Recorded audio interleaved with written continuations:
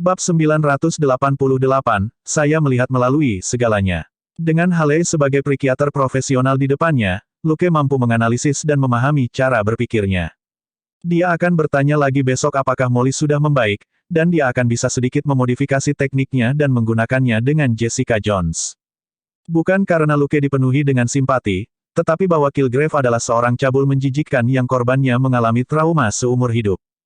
Karena Luke tahu bahwa Jessica juga seorang korban, dia tidak keberatan membantunya. Dia juga bisa menguji efek menggabungkan beberapa kemampuan pada penyakit mental. Selain itu, salah satu dari 3 gadis, Stacy, yang berada di kelompok 3, juga memiliki masalah psikologis. Luke harus mengatasi masalah ini cepat atau lambat sebelum dia dapat membuat pengaturan lebih lanjut untuk mereka. Lagi pula, bukan hal yang aneh bagi pasien gangguan jiwa untuk melakukan hal-hal aneh. Dia tidak ingin Stacy mengungkapkan bahwa dia mengenal Faye. Dunia tidak dapat diprediksi. Siapapun yang mengatakan bahwa mereka tahu Faye pasti akan menderita. Ketika Haley selesai, dia berkata dalam hati padanya, apakah itu berhasil? Setelah ragu sejenak, Haley mengangguk setuju. Luke memberi isyarat padanya untuk meneleponnya sebelum dia melihat mereka pergi. Melihat Kilgrave telah menimbulkan reaksi paling intens dari Molly dalam jangka waktu ini, yang juga merupakan waktu yang paling tepat untuk merawatnya. Tentu saja, Haley tidak bisa menyia-nyiakan kesempatan yang sempurna ini. Dia harus segera membawa Molly kembali untuk perawatan lebih lanjut. Setelah melihat Haley dan yang lainnya, Luke dan Selina pergi ke kantor polisi. Mereka baru saja duduk, ketika telepon berdering. Selina mengangkat telepon dan mengucapkan beberapa patah kata sebelum dia menutup telepon. Dia kemudian berkata kepada Luke, pergilah, bos telah memanggilmu. Luke memasuki kantor Dustin dan segera disuruh menutup pintu. Begitu Luke menutup pintu, Dustin bertanya, apakah kamu merawat Aurora? Lukas terkejut. Mengapa kamu mengatakannya? Dustin terkekeh seolah dia telah melihat semuanya. Pada akhirnya, Luke tidak terburu-buru. Dia duduk di depan meja dan mengeluarkan permen lollipop coklat. Melihat tingkahnya, Dustin mengaku kalah. Dia menghargai Luke dan memberinya waktu untuk bersantai, tetapi dia sendiri masih ingin dipromosikan. Memainkan permainan kekanak-kanakan, lihat siapa yang menyerah duluan, hanya membuang-buang waktu. Dia dengan cepat mengungkapkan, bukti. Departemen Kepolisian baru saja menerima sumbangan sebesar $200.000 pagi ini, dan dengan jelas dinyatakan bahwa itu adalah ucapan terima kasih atas kontribusi Anda yang luar biasa, dan untuk penggunaan khusus departemen tersebut. Apakah Anda tahu siapa pendonornya? Luke berkata tanpa daya, Aurora. Dustin berkata, itu benar. Saya satu-satunya yang tahu untuk saat ini, tetapi Departemen Kepolisian akan tahu dalam beberapa hari. Dipersiapkan. Luke tidak terlalu memikirkannya. Ini hanya 200.000. Apa masalahnya? Dustin berkata dengan ekspresi rumit, Luke, kamu harus tahu bahwa bahkan ketika NYPD menerima 2 juta dari Soderbergh tahun itu, kami tidak mendapat bagian dari uang itu. Juga, Soderbergh merilis sumbangan pada awal setiap tahun. Apa artinya menurut Anda? Lukas memiringkan kepalanya. Apakah Anda mengatakan bahwa NYPD mungkin menerima sumbangan besar tahun depan? Dustin menghela nafas. Sebenarnya, donasi ini datang di saat yang tidak tepat. Jika Soderbergh menyumbang lebih sedikit ke NYPD tahun depan, menurut Anda apa yang akan dipikirkan para petinggi tentang Anda dan saya? Merenung sejenak, Luke tiba-tiba bertanya, berapa banyak yang biasanya disumbangkan keluarga Soderbergh ke NYPD? Dustin berkata, sekitar 1 juta itu normal, 1,5 juta akan dianggap hebat. Petik 2. Luke tahu bahwa setelah mendapatkan 200.000 ini, orang-orang besar NYPD mungkin mengharapkan sumbangan keluarga Soderbergh tahun depan meningkat menjadi 1,5 juta. Ini sama dengan seseorang yang biasanya mencetak 90 poin menjadi malas jika dia mencetak 80 poin dalam ujian. Dia mengangguk. Itu bukan masalah besar. Tidak perlu dirobek beberapa ratus ribu. Petik 2. Tahun depan, sebagai bagian dari kesejahteraan perusahaan Titanium Phone Company, Jenny juga akan menyumbang ke NYPD, dan itu bukan hanya 1 juta yang menyedihkan. Pendukung sejati Luke tidak pernah menjadi orang lain selain dirinya sendiri. Dustin membuka mulutnya, tetapi dia hanya bisa menutupnya ketika dia ingat bahwa Luke adalah seorang multijutawan. Bagaimanapun, sumbangan 1 atau 2 juta dolar akan dibagikan kepada 40.000 karyawan NYPD, sementara orang tertentu memiliki jutaan aset, tidak ada perbandingan. Anda tetap harus berhati-hati, katanya. Jika Anda tidak tertarik berurusan dengan keluarga ini, Anda harus mencuci tangan mereka sesegera mungkin. Kalau tidak, Anda tidak akan mendapatkan steak, tetapi hanya segenggam kotoran sapi. Luke kehilangan kata-kata untuk sesaat. Apakah mereka sapi? Dustin merenung selama 2 detik. Sapi perah. Luke kehilangan kata-kata. Apakah kefasihan pria parubaya ini adalah hasil dari pelatihan pribadinya dengan Jennifer? Kulit kepala Luke terasa geli mendengar lelucon konyol Dustin. Dia hanya bisa mengejek bosnya sebelum dia mundur dengan tegas. Ketika mereka meninggalkan stasiun, Luke dan Selina masih memutuskan untuk pergi ke villa. Setelah membersihkan hari ini, itu akan siap untuk Robert dan yang lainnya ketika mereka datang untuk menghabiskan Natal bersama Luke. Tempat ini sangat dekat dengan rumah baru Luke di Clinton. Dia hanya perlu 5-10 menit untuk sampai ke sini. Alasan dia tidak ingin Robert dan yang lainnya tinggal di rumah barunya di Clinton adalah karena area di sana tidak bagus.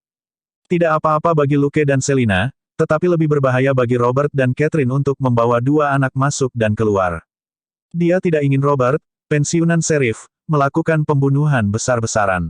Dia telah mendapatkan begitu banyak uang, yang dimaksudkan untuk dihabiskan untuk hal-hal seperti ini. Dia baru saja pindah ke New York, dan cukup sibuk. Lain kali Robert dan yang lainnya datang ke New York untuk berlibur, mereka bisa tinggal di rumah bangsawan di Nassau County atau lebih jauh lagi di New Jersey. Uang tidak menjadi masalah. Masalah utamanya adalah Luke ingin menemukan manor yang cocok dan menghindari adegan besar di New York.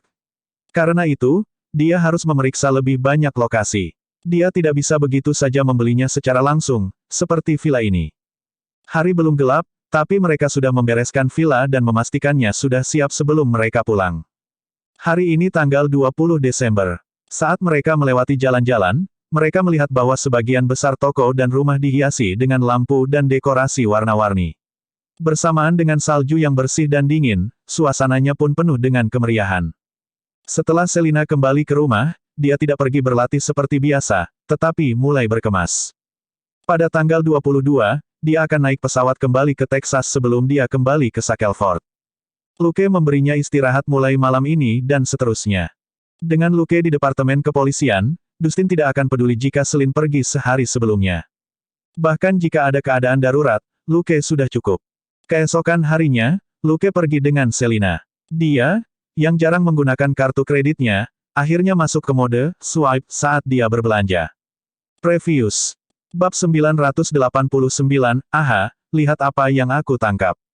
Selina pada dasarnya menggunakan uang tunai untuk pengeluaran sehari-harinya, jika tidak, uang tunai, miliknya dan gold nugget akan sama sekali tidak berguna. Luke juga meminta Jenny untuk memberi para pemegang saham perusahaan telepon itu bonus akhir tahun yang kecil.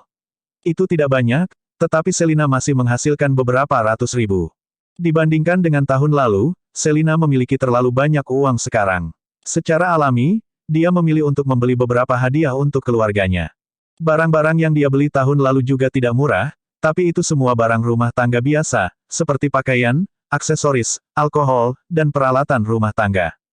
Tahun ini, hadiah yang telah dia persiapkan untuk ayahnya, Mario, adalah sebuah jam tangan Audemars Piguet dari koleksi Royal Oak of Surrey, yang harganya lebih dari $20.000.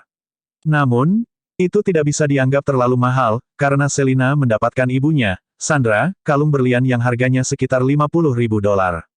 Tapi selama Mario mau, dia bisa memakai jam tangan sepanjang waktu. Adapun kalung berlian, yang terbaik adalah meninggalkannya di kotak perhiasan hampir sepanjang waktu. Selina pernah mendengar lelucon Sandra sebelumnya bahwa dia akan beruntung memiliki kalung berlian senilai ribuan dolar dalam hidup ini. Tahun ini adalah awal baru bagi keluarga Hayek. Selina berencana memberi Sandra selamat Natal. Pada pagi hari tanggal 22, Luke mengantar Selina, gold nugget, dan beberapa kotak hadiah ke bandara. Mario, pemilik Flourish dan Prosper Ranch, berjanji bahwa dia tidak akan seperti sebelumnya, ketika dia tidak akan meninggalkan peternakan untuk jangka waktu tertentu. Dia akan pergi ke Bandara Dallas untuk menjemput Selina sehingga dia tidak perlu khawatir tentang memindahkan barang bawaannya.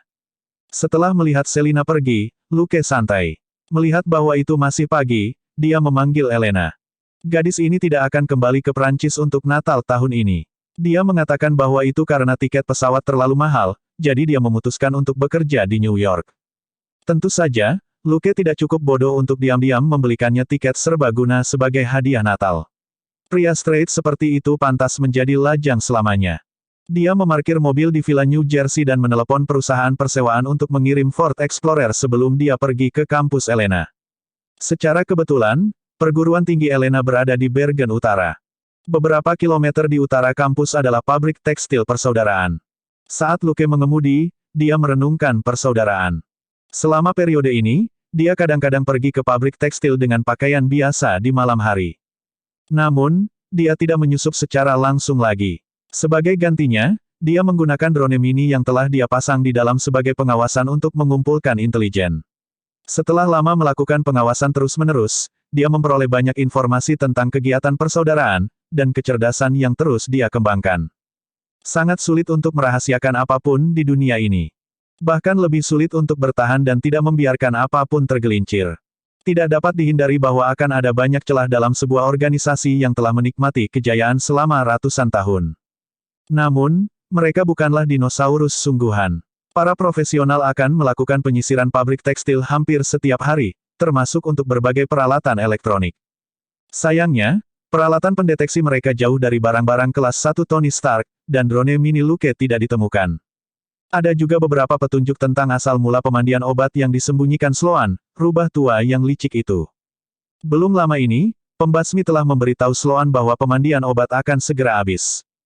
Setelah itu, Sloan keluar sekali, dan ketika dia kembali, dia memberikan ramuan baru untuk mandi obat kepada pembasmi.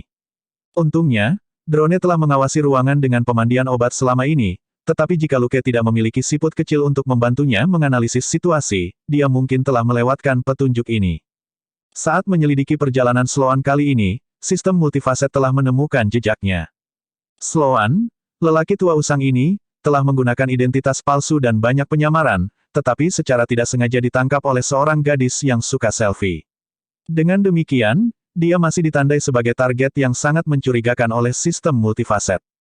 Siput kecil kemudian menyelidiki kemungkinan rute yang mungkin dia ambil, dan bahkan lebih banyak petunjuk membuktikan bahwa itu memang Sloan.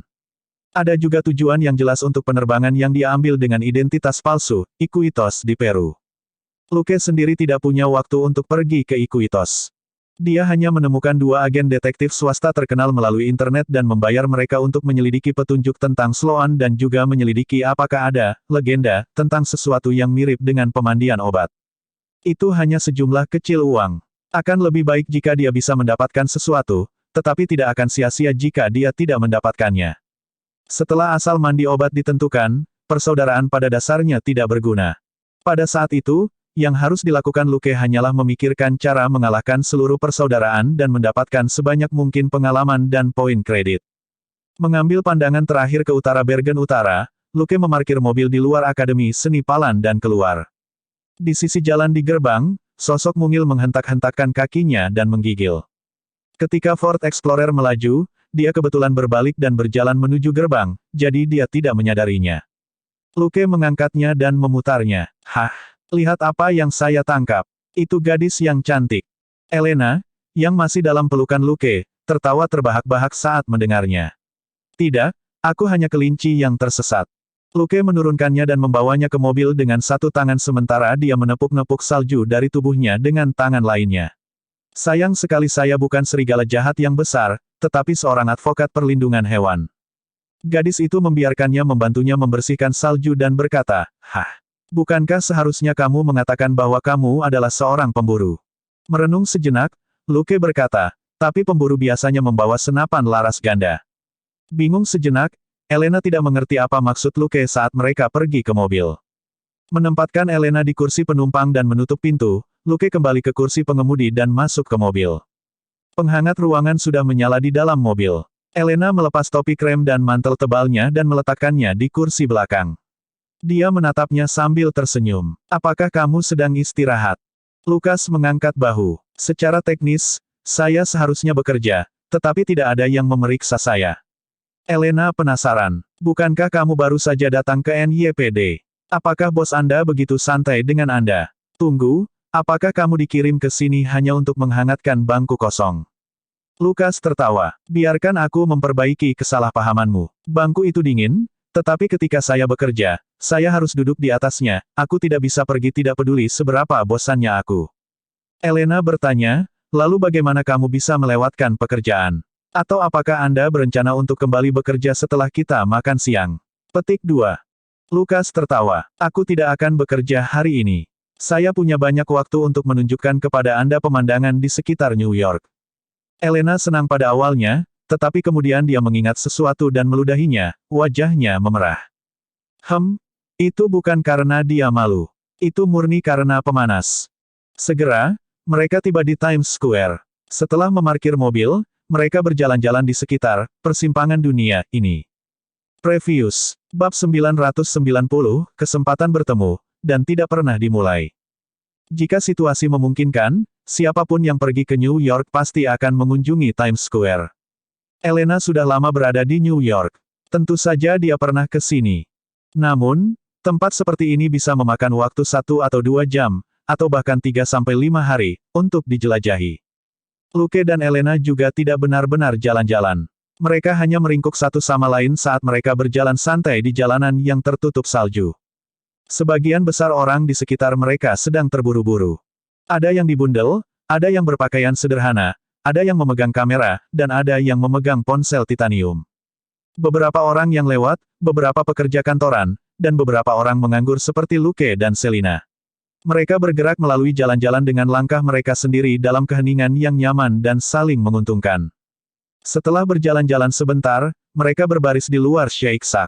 Elena belum pernah makan burger di sini sebelumnya, karena dia terlalu sibuk mencari seni di New York untuk membuang waktunya untuk makanan. Baginya, makanan murah dan cepat saji sudah cukup, meski rasanya jauh lebih buruk. Tentu saja, bersama Luke hari ini bukanlah buang-buang waktu.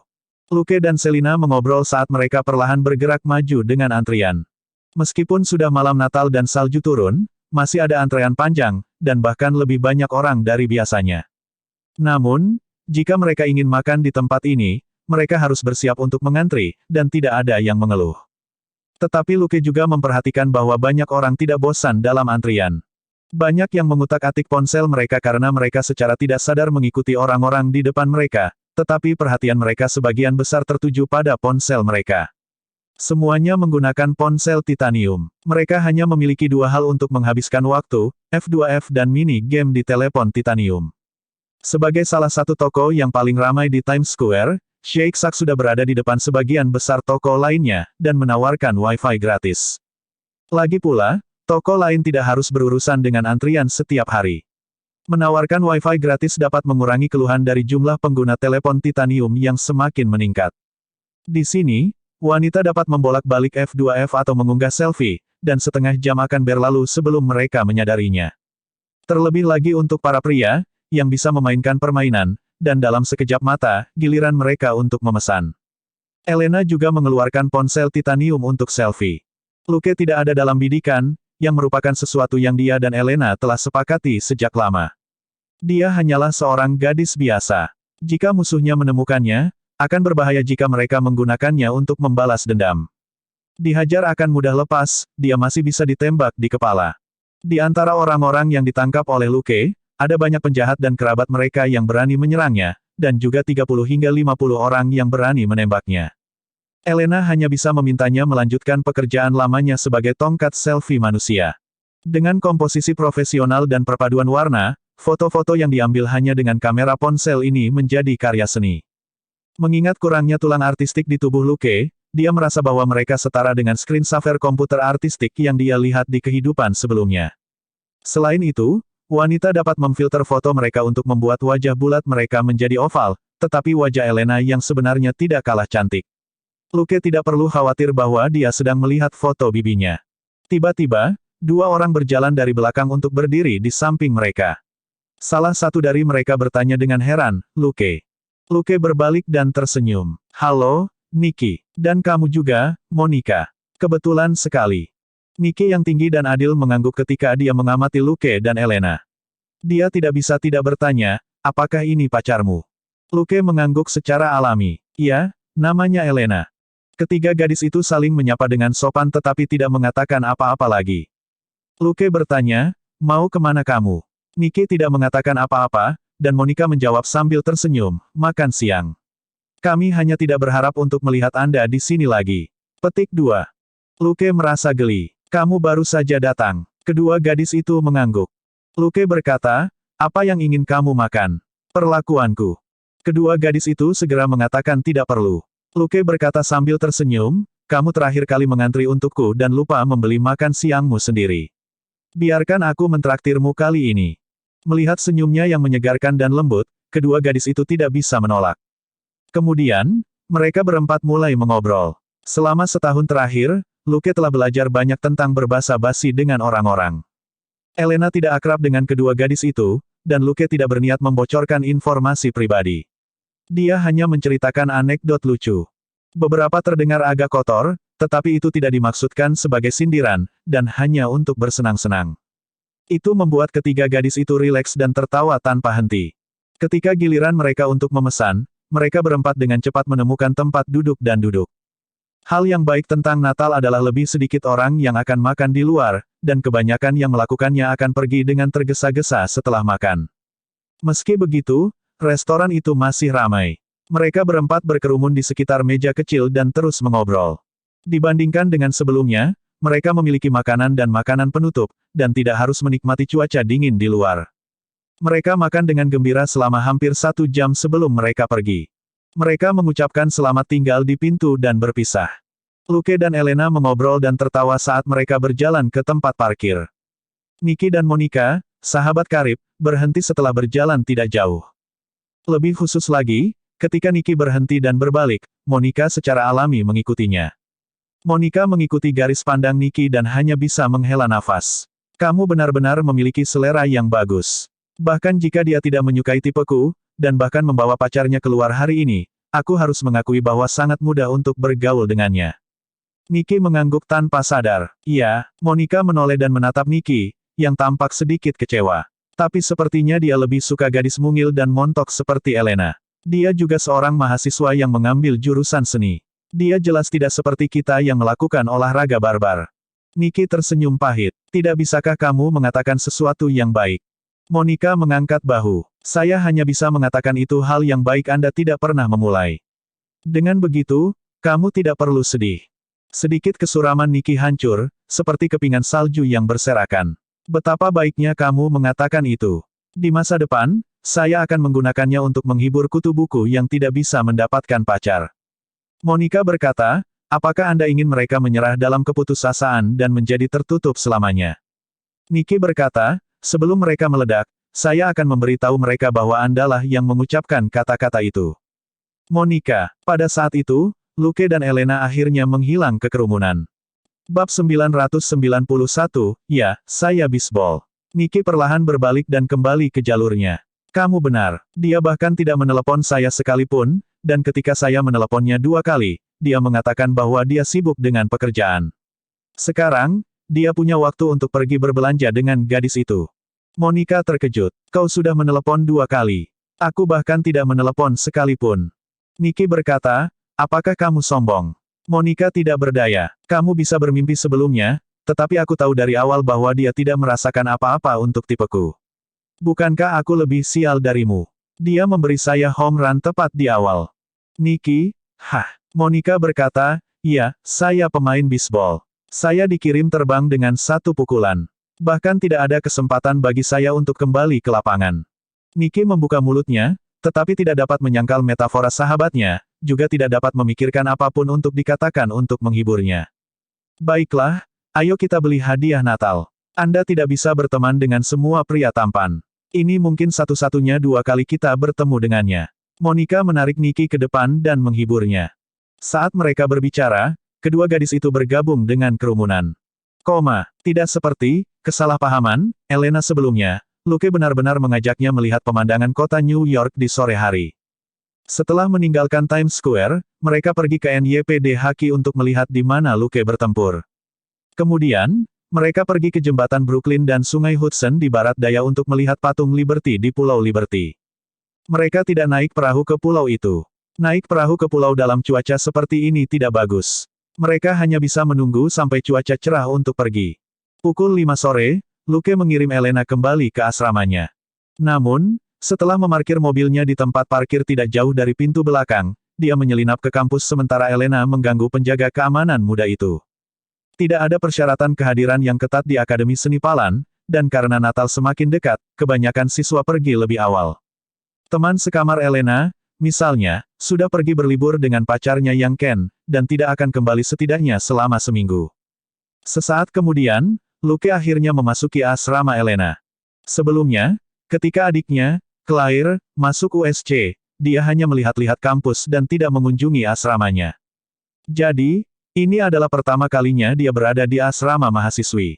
Palan bukanlah sekolah seni yang sangat terkenal, dan peraturannya juga tidak terlalu ketat. Dekorasi di asrama cukup unik, dan ruangan itu penuh dengan hal-hal aneh. Teman sekamar Elena adalah seorang gadis Selandia Baru yang suka berteman. Dia jarang kembali ke asrama. Sekarang, asrama ganda praktis adalah ruang pribadi Elena. Teman sekamarnya hanya akan kembali tidur untuk 1 malam, atau 1 hari. Setelah menganalisis ruangan dengan hidung mancung sejenak, Luke tidak lagi khawatir obsesi ringannya terhadap kebersihan akan berkobar. Elena tinggal di asrama internasional yang memiliki lingkungan yang lebih baik daripada asrama biasa. Itu juga memiliki layanan sendiri, yang sangat nyaman. Tapi ini bukan perlakuan istimewa, karena asrama ini jauh lebih mahal daripada asrama biasa. Untungnya, Elena datang ke sini dengan beasiswa. Dia adalah siswa terbaik di sekolah ini, dan biayanya telah dibebaskan sedikit. Ditambah dengan fakta bahwa dia memiliki teman sekamar yang baru saja kembali ke asrama, lingkungan hidupnya jauh lebih baik daripada 1.000 plus sewa bulanan di New York. Tentu saja, ini adalah New Jersey. Sewa tidak setinggi di sisi Manhattan untuk memulai. Saat Luke mengamati asrama, Elena sudah melepas mantelnya dan hanya mengenakan sweater tipis dan celana jeans. Ia mengeluarkan sebuah tas dari lemarinya. Apakah kamu mau beberapa? Dia berbalik dan tersenyum. Tentu saja. Elena membuka kantong kopi sambil tersenyum. Seleramu tidak berubah, kan? Luke mengangguk dan menatapnya. Gerakannya terampil dan tidak tergesa-gesa, yang bagus untuk dilihat. Tiba-tiba, dia menoleh dan menatapnya. Kenapa kamu tidak berbicara? Luke duduk di kursi di depan jendela dan berkata sambil tersenyum, aku sedang mengingat ketika kita pertama kali bertemu. Elena bertanya, apa itu? Lukas tertawa. Saya ingat bahwa Anda mengundang saya untuk minum kopi pada malam ketiga. Elena hanya bisa mencibir. Hanya itu yang bisa kamu ingat. Lukas mengangkat bahu. Itu adalah perjalanan pertama saya ke luar negeri, dan pertama kalinya seorang gadis mengundang saya untuk minum kopi. Itu memang sangat mengesankan. Elena tidak bisa menahan tawa. Dia melemparkan sesuatu pada Luke. Luke menangkapnya dan memeriksanya. Dia mendecakkan lidahnya heran. Kamu sebenarnya masih tumbuh. Elena meludahinya dan menutup mata padanya saat memegang celana dalamnya. Sama seperti itu, mereka mengobrol dan tertawa. Ketika kopi panas yang mengepul sudah siap, mereka duduk di dekat jendela dengan kopi di tangan mereka. Kebiasaan Elena ini tidak berubah. Ada kursi dan meja bundar kecil di depan jendela. Ini pasti tempat dia minum kopi di asramanya. Ada beberapa buku di rak buku. Ada majalah seni, karya sastra, dan, sebuah novel detektif. Memegang Elena, yang sedang duduk di pangkuannya, Luke mengambil novel detektif. Kau masih membaca ini. Aku ingat ini bukan urusanmu. Melihat langit yang gelap dan salju yang turun, Elena terkekeh. Karena aku ingin tahu seperti apa pekerjaanmu, kan? Luke mengembalikan novel itu. Pemeran utama dalam novel ini adalah seorang detektif swasta, dan saya seorang detektif. Elena tersesat. Bukankah itu semua memecahkan kasus? Lukas tertawa. Kita bisa menggunakan senjata untuk menangkap dan menginterogasi tersangka, tapi detektif swasta tidak berhak melakukan itu. Tetapi jika Anda menyukainya, Anda dapat menghabiskan waktu dengannya. Keduanya mencari bukti, jadi tidak sepenuhnya tidak berhubungan. Elena hanya bersenandung mengiyakan. Malam di luar jendela semakin gelap, tetapi ruangan itu sehangat musim semi. Hari mulai gelap di New York di awal musim dingin, dan lampu jalan menyala pada pukul 7. Jamisan, penjaga keamanan baru di Akademi Palan, berjalan di sekitar kampus tanpa daya. Penjaga keamanan yang lama telah pensiun karena sakit, dan dia baru saja dipekerjakan beberapa hari yang lalu. Saat Natal mendekat, entah kenapa dia diberi shift malam 3 hari berturut-turut. Sebagai seorang pemula, dia hanya bisa menerimanya. Dia menghibur dirinya sendiri karena dia tidak punya pacar dan orang tuanya kembali ke kampung halamannya, dia masih bisa mendapatkan uang dengan bekerja lembur. Walkie-talkie berderak tepat saat malam tiba. Penjaga keamanan tua lain yang bertugas di gerbang telah secara terbuka memerintahkannya untuk pergi keluar dan berpatroli. Jamisan ragu-ragu selama beberapa menit di ruang keamanan yang hangat, tetapi tidak punya pilihan selain berpakaian dan berjalan keluar. Bagaimanapun, dia adalah pemula. Bab 992, Jeritan Wanita dan Tembakan Kelinci Kecil.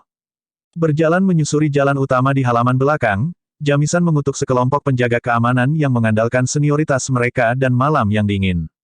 Ada kira-kira 2 hingga 3.000 orang di Akademi Palan, tetapi itu menempati area yang luas. Menjelang Natal, sebagian besar siswa telah meninggalkan sekolah untuk liburan. Seluruh kampus sepi, dan terasa seperti kota hantu. Jamisan tanpa sadar melirik kegelapan di mana cahaya tidak bisa mencapainya. Dia merasa ada bayangan di mana-mana, seolah-olah ada sesuatu yang tersembunyi di sana, siap menyerang. Baik, itu refleks untuk penggemar film horor. Yang benar adalah bahwa selain tongkat karet yang dikeluarkan oleh sekolah, dia juga membawa taser untuk melindungi dirinya sendiri. Sayang sekali dia tidak bisa menggunakannya untuk menghangatkan dirinya. Selain suara angin yang berdesir di antara pepohonan, hanya ada derak kakinya di atas salju. Jamisan mempercepat dan menyapu senter. Dia memutuskan untuk menyelesaikan patroli ini dengan cepat dan bersembunyi di ruang keamanan, bertekad untuk tidak keluar lagi. Pada saat itu, dia mencapai asrama siswa pertukaran. Samar-samar dia bisa mendengar suara samar. Tertegun sejenak, wajahnya tiba-tiba menjadi pucat. Itu terdengar seperti suara wanita. Tidak ada kata-kata, sebaliknya, itu terdengar seperti musik latar dalam film horor, seperti hantu perempuan yang meratap dan berjuang. Itu terputus-putus dan tidak jelas, seolah-olah itu datang dari suatu sudut gelap. Gigi Jamisan bergemeletuk, kakinya gemetar, dan dia menggigil. Palan Academy adalah sekolah seni, dan tidak kekurangan bagian dari cerita horor perkotaan. Bagaimanapun, seniman lebih rentan terhadap penerbangan imajinasi daripada orang normal. Jadi, cerita horor, nyata atau palsu, lahir di kampus, dan jumlahnya mencengangkan. Misalnya, gadis yang membuat sketsa potret seorang penyihir dan meninggal secara misterius setelah itu. Atau pertengkaran pasangan, yang mengakibatkan kematian mereka di asrama. Mungkin yang lebih menakutkan adalah kisah gadis kecil bertelanjang kaki dalam gaun putih yang mengeluarkan darah dari semua lubangnya. Seluruh tubuh Jamisan bergetar, dan senternya berputar liar. Tiba-tiba, dia tercengang lagi. Dia perlahan menyalakan senter kembali ke jendela di lantai 3 asrama, hanya untuk menemukan bahwa itu benar-benar gelap dan kosong. Tetapi ketika senter menyapu jendela sebelumnya, dia telah melihat apa yang tampak seperti seorang wanita pucat dengan rambut acak-acakan, melambai padanya dari jendela itu. Pada saat itu, otak Jamisan seolah membeku, dan dia tercengang. Setelah berdiri di sana dalam keadaan linglung selama beberapa detik, dia tiba-tiba menyadari bahwa suara wanita itu hilang. Angin kencang tiba-tiba bertiup melalui pepohonan dan salju di sekitarnya, seperti setan yang turun dalam film. Ah, hantu! Dia tiba-tiba berbalik dan lari. Di kamar di lantai 3, Luke membungkuk saat dia menjulurkan kepalanya keluar jendela. Dia melihat penjaga keamanan muda itu melihat ke jendela sejenak sebelum dia tiba-tiba melarikan diri. Lukas tercengang. Apa-apaan? Dia memeluk Elena erat-erat di depannya dan berbisik di telinganya, apakah ada yang salah dengan penjaga keamanan ini? Elena memukulnya dengan lemah. Dia pasti melihat kita atau mendengarku. Lukas bingung. Dia tidak harus lari sambil berteriak, kan? Kami tidak jelek, dan suara Anda tidak menyenangkan. Kenapa dia berlari begitu cepat? Elena terlalu malas untuk memikirkannya. Dia hanya memeluknya dengan erat. Bukankah seharusnya kamu memikirkan cara menghadapi kelinci dulu?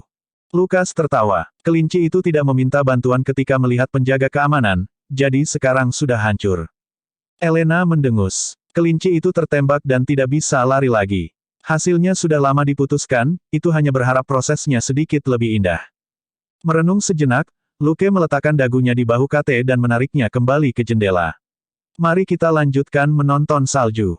Elena mengangguk setuju. Di lantai bawah, Jamisan, penjaga keamanan muda, tidak terlihat.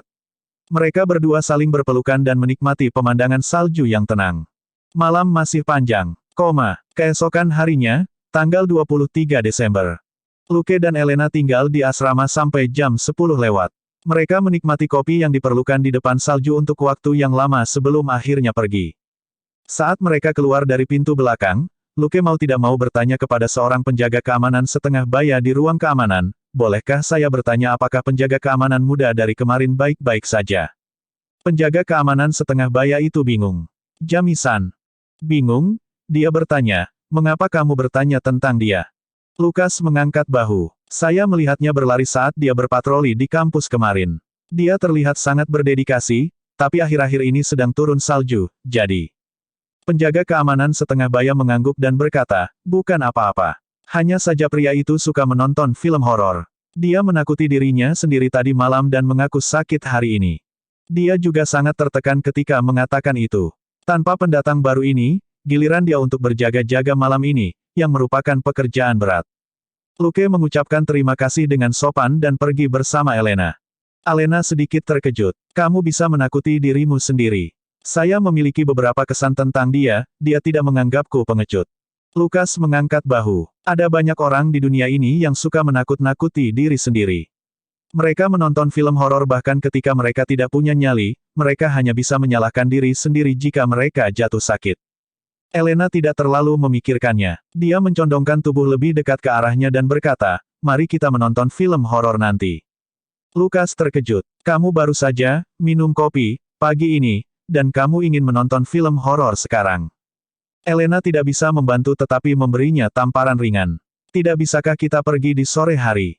Lukas tersenyum. Tentu, jika itu yang kamu inginkan. Tapi apakah ada film horor yang diputar selama Natal? Pertanyaan itu dijawab segera setelah mereka makan siang. Tidak ada apa-apa. Mereka pergi ke 2 bioskop, tetapi tidak ada film horor yang sebenarnya. Hanya ada 2 film thriller beranggaran rendah. Melihat poster-poster buruk dan komentar penonton yang ditemukan Luke di situs ulasan, jelas bahwa ini adalah karya yang sangat biasa-biasa saja. Mereka dengan tegas menyerah dan masuk untuk menderita. Elena takut dia akan tertawa terbahak-bahak saat menonton film. Jika itu terjadi, ekspektasinya terhadap film thriller akan turun, dan dia tidak akan senang menontonnya lagi. Mereka saling memandang dengan geli. Elena mengatakan bahwa dia tidak ingin membuang waktu untuk mencari film horor, jadi mereka akan melanjutkan tur 1 hari mereka di New York. Ketika mereka meninggalkan bioskop kedua, Elena menerima telepon. Dia mengangkat telepon dan mengucapkan beberapa patah kata sebelum dia menutup mulutnya dan berkata kepada Luke, Margaret mengundang saya ke pameran seni. Dia bilang itu cukup bagus, tapi itu akan berakhir hari ini, dan aku mungkin tidak akan pernah bisa menangkapnya lagi setelah ini.